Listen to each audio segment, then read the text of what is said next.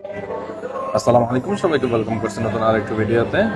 আজকে যে ভিডিওটা আপনাদের সাথে শেয়ার করবো এটা হচ্ছে এই তরমুজের একটা ভিডিও দেখাচ্ছি আপনাদেরকে। এই তরমুজটা দেখেন, মোটামুটি খুব ভালো বড়। এটা মোটামুটি 8 কেজি 600 গ্রাম সামথিং, 8.5 কেজি, ঠিক আছে। তো এই তরমুজটা মানে আমাদের বাংলাদেশে কিনলে কত লাগবে একটা আইডিয়া করেন। তো আমার জানা মতো আমি যতটুকু জানি এটার দাম হইতে পারে ধরেন 8 কেজি 80 থেকে 90 টাকা করে পার কেজি হইতে পারে। তো ওই ক্ষেত্রে আমাদের দেখা যাবে এই তরমুজটা প্রায় 700 থেকে 800 টাকার মতো দাম আসা পড়বে। আর এটা মালয়েশিয়াতে অনেকটা এরকমই দাম পড়বে বাংলাদেশি টাকায় কনভার্ট করলে। এটা ধরেন পার কেজি 3 থেকে 4 টাকা আর কি কেজি পড়ে যা। তো 3 টাকা করে পড়লে এভারেজ আপনার 90 টাকার মতো, 90, 92, 95 এরকম হবে আর কি।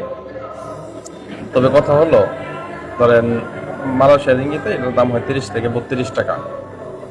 তো 30 থেকে 32 টাকা এটা ধরেন একটা লোকে মালয়েশিয়া, যারা ধরেন সহজ কথাই বলি যে আমরা কামলা, মানে আমরা একবারে নিম্নবিত্ত জব করি, এরাও এই কাজগুলো মনে করেন যে অনায়াসে এই জিনিসগুলো আমরা কিনতে পারি, মানে 3 ঘন্টার কাজের টাকা দিয়ে। যার সাথে 3 ঘন্টা কাজ করবো এটার যে টাকা আসবে এটা দিয়ে কেনা যাবে। আর বাংলাদেশে এই তরমুজটা কিনতে গেলে একটা লোকের এই 7 থেকে 800 টাকা ইনকাম করতে সারাদিন সময় লাগবে, ঠিক আছে। দেখেন কালারটাও কত সুন্দর।